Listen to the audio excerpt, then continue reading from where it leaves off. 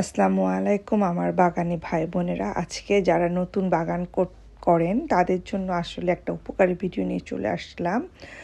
নতুন পুরাতন সবার কাছেই কিন্তু একটা খুব উপকারী ভিডিও, যে আমি কচুর মুখী থেকে কিভাবে কচু গাছ তৈরি করি। এই কচুর মুখী থেকে কিন্তু কোনো রকম লতি গাছ হবে না, আবারও বলছি কোনো রকম লতি গাছ হবে না। তো বাজারে গিয়েছিলাম, বাজার থেকে আমার হাজব্যান্ড নিয়ে আসলো এই কচুর মুখীগুলো।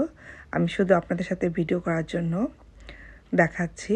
আমি এই কচুর মুখীগুলো বাজার থেকে এনেছিল, কোনো মুখ ছিল না। 3 দিন আমি পলিথিন বন্ধ করে রেখে দেওয়ার পরে কিন্তু এই অবস্থা।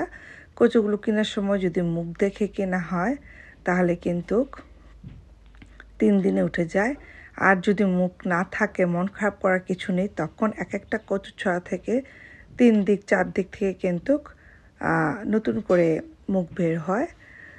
তো দেখতে পাচ্ছেন 3 দিন পরে কি সুন্দর অবস্থা। আমি কিন্তু নর্মাল পলিথিনে ভরেই রেখে দিয়েছিলাম ঘরের একটা অন্ধকার জায়গায়, যেখানে আমি আলু পেঁয়াজ রাখি, সেখানে রেখে দিয়েছিলাম। আলাদা করে আর কোথাও রাখার দরকার হয়নি। প্রত্যেকটা গাছ পারফেক্ট হয়েছে। এর চেয়ে যদি বেশি দিন আমি রেখে দিই তাহলে কিন্তু আমার শেকড়গুলো পচে যাবে, প্লাস্টিকের ভিতর ভেপে যাবে। তো আমি আজকে এগুলো লাগিয়ে দেব। কিভাবে লাগাই সেটাও আপনাদের সাথে শেয়ার করব। কচু কেনার সময় মুখটা অবশ্যই দেখে কিনবেন, এতে করে আবারও বলছি 3 থেকে 4 দিনে কিন্তু শেকড় চলে আসে।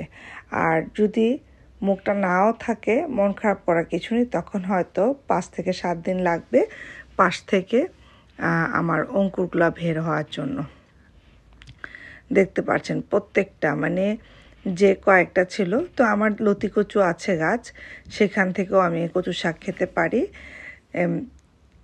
প্রতি বছর আমি কিন্তু কচুর ছড়া দিয়ে এখন আর কচু গাছ লাগাই না। ঘরে আমি যে কচুর ভালগুলো তুলে রেখে দেই মুখিটা, সেটাই আবার লাগিয়ে দিই। আলহামদুলিল্লাহ,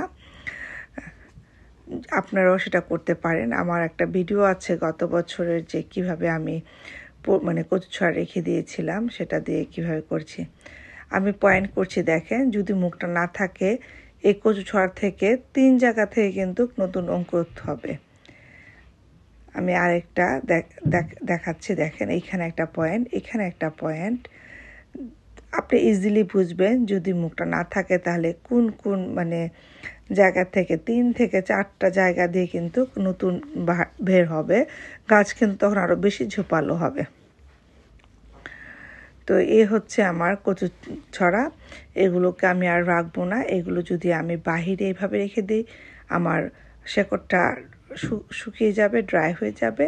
আবার যদি পলিথিনের ভিতরে আমি রেখে দিই তাহলে কিন্তু এগুলো ভেপে যাবে, তখন কিন্তু শেকড়গুলো পচে যাবে। তো আমি একটা টবে 20 গ্যালন একটা টব দেখতেছেন এটার মধ্যে আমি যদি বড় সাইজের কচু ছড়া হতো তাহলে একটা দিতাম। যেহেতু এগুলো আমার মিডিয়াম ছোট সাইজের, মিডিয়াম থেকেও ছোট, তো এগুলো একটা টবে আমি 3টা গাছ লাগাবো। দেখেন, আমি হোল করে নিচ্ছি যাতে করে আমার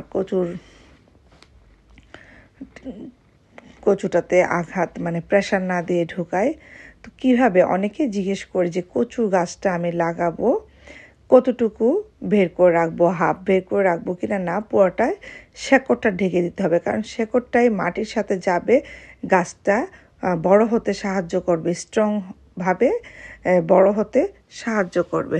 তো আমি আপনাদেরকে আরেকটা কচু ছড়া দেখিয়ে দিচ্ছি কিভাবে। দেখেন, মুখটা কিন্তু বের হয়ে থাকবে আর শেকড়গুলো কিন্তু আমি মাটি দিয়ে ঢেকে দেব। পুরাটা কচু কিন্তু মাটির নিচে দেওয়া যাবে না। ঠিক আমি যেভাবে লাগাচ্ছি এভাবে যদি লাগিয়ে দেন, কয়েকদিনের মধ্যেই খুব সুন্দর নতুন কচুর পাতা বের হয়ে যাবে। তো আমি এখানে কিছু টবে লাগিয়েছি, কিছু মাটিতে। তবে আপনাদেরকে একটা গার্ডেন টিপস দিই, টবের থেকে কিন্তু কচু মাটিতে ভালো হয়। আর যেসব জায়গাতে পানিটা জমে থাকে সেই জায়গাতে যদি লাগানো হয় তাহলে তো কথাই নেই। লতি কচুও সেম, ভেজা মাটিতে খুব ভালো হয়। পানি আছে সেরকম জায়গার মধ্যে লতিগুলো খুব স্ট্রং হয়। তো আমি সবগুলো কচুর লতি কচু ছড়া লাগিয়ে ফেললাম। দেখেন, পয়েন্ট করছি। তো এখন কাঠবিড়ালি কিন্তু খেয়ে ফেলে। কাঠবিড়ালি যাতে না খেতে পারে আমি বারবিকিউ স্টিকগুলো দিয়ে দিচ্ছি প্রতিটা কচু মুখির পাশ দিয়ে, যাতে করে একবার যদি আসে বারবিকিউ স্টিকের যদি আঘাত খায় তাহলে কিন্তু দ্বিতীয়বার আর ফিরে আসে না। আমি চেষ্টা করি নতুন বাগানি থেকে ধরে সবার পারফেক্টলিভাবে ক্লিয়ারভাবে সব কিছু তুলে ধরার জন্য। তো আমার ভিডিওগুলো যদি আপনাদের ভালো লেগে থাকে অবশ্যই শেয়ার দেবেন, লাইক কমেন্ট করে পাশে থাকবেন।